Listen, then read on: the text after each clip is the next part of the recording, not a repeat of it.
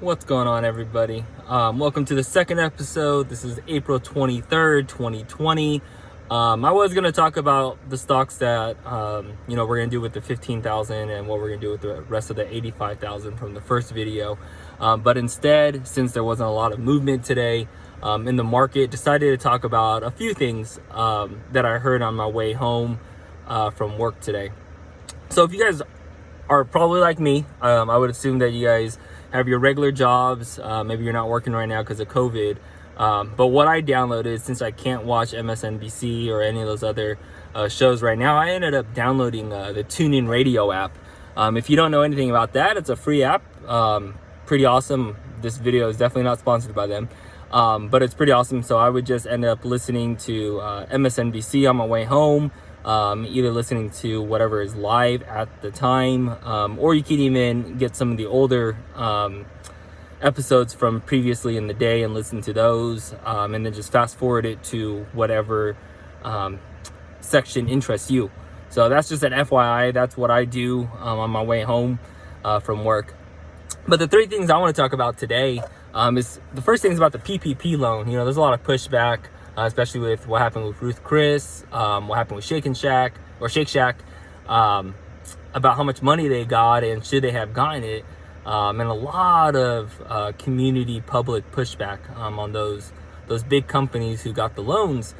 And really, I thought about it and I said, it is unfortunate that some of these big companies were able to find a loophole to be able to get the loans. But is it really their fault, right? Should it be more on the senators? Should it be more on Congress who passed the bill, right? I mean, they have lawyers, plenty of lawyers, prior to a bill that big getting passed for the PPP. They should have thought about all the scenarios. It's kind of like, some of you guys are still working, qualified for the stimulus check, right? $1,200 per dole if you made less than 1,000 or 100,000. You got that $1,200, and then if you have a spouse, you got another $1,200 if you're less than the $200,000 mark, and if you have kids, you got some extra money too. Because you're working, should you still also get that stimulus check? Right, just something to think about. You don't technically need it for the circumstances that we're in, but you still got it. I'm not saying it's right or wrong that these big companies took the PPP loan, but I sort of want you to think about it in that way, that they technically qualified for it. Maybe there's some fine prints that I don't know about, but I know when I did the PPP loan for my parents who own a small business, I can definitely see why and how some of those bigger companies were able to get the PPP loan. Now, if you want to talk about, how they got there so fast and all those other things, of course, that's a completely different avenue. There's a lot of discussion on that, on what the big banks are doing and whatnot with those big companies. But just something to think about, right? Because those who are still working, we still got the stimulus check, even though we technically might have not needed it based on the current circumstances. The next thing to talk about was I was listening to Fast Money on my way home, and Barstool Sports was talking, one of the guys over there, and he was talking about how he's shorting stocks and day trading and whatnot. And I thought it was interesting. Guy who really doesn't know much about stocks, and just going on the limb on what things he was buying. I think he said he was buying like Domino's, and he might be going into, or he bought Twitter at one time, maybe going to Snap based on what the Fast Money team was saying.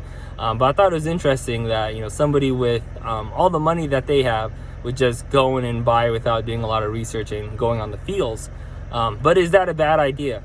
If you do enough thought before you buy those stocks, it could be. So for example, like I said on my first video, I know a lot about medications. I know a lot about how medications get approved through the channels, right? And what they do in the stock world. And a few of them that I did a long time ago, ANIP, ANIP, Acadia, ACAD, as well as Exelixis, EXEL. Those three stocks, I knew a lot about what they were doing from a lot of research that I did, made quite a bit of money on it. It's because I knew it, and I was really confident on it. And the reason why I bring this up is, there are things out there that maybe you should buy because you're a specialist at it on whatever you do on a regular basis in your current career.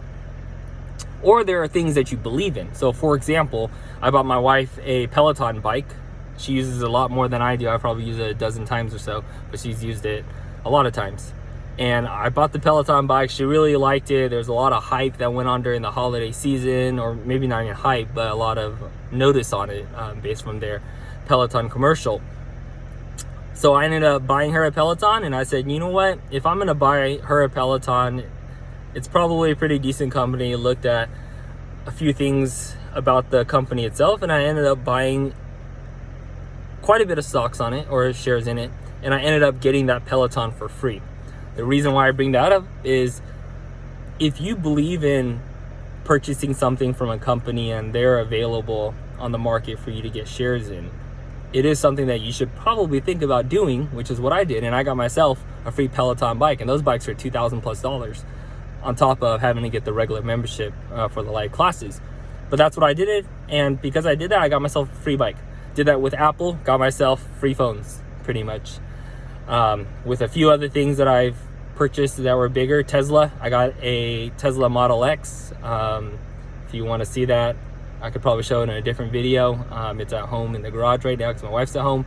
But I do have a Tesla Model X. Bought enough Tesla shares. I did not get the Tesla Model X for free, but it did pay for quite a bit of the car. So, back to the whole thing. If you believe in that product and they have shares in it, if you feel that it's a good buy, maybe it's a good buy. I don't know. I did it for a few things of mine, and I got some stuff for free because of doing it. The last thing to talk about is Gilead. I thought it was pretty interesting on what happened with Gilead. A week ago when their medication had positive results, preliminary, and the stock went up, made the whole market go up in the after hours trading. Right, it spiked, and everybody was all talking about it. Some of those channels were talking about it. It brought up the market quite a bit, and then the WHO accidentally released what they released, and people, once it's on the internet, everybody can see it. They read it. There's a lot of, suspicious activity on how the WHO released it and said, "Whoops, sorry," and then they try to get rid of it, but it was too late. But then you don't see the market crash at all, and I just thought it was interesting. Right, when Gilead showed positive results, we saw then everybody show positive after hours activity in trading, and sort of the complete opposite right now, but we'll see. Anywho, just a few thoughts on today. Maybe tomorrow we'll see what tomorrow looks like, and maybe we'll look at a few stocks that I might buy. Until then, have a great rest of your day. Thanks, bye.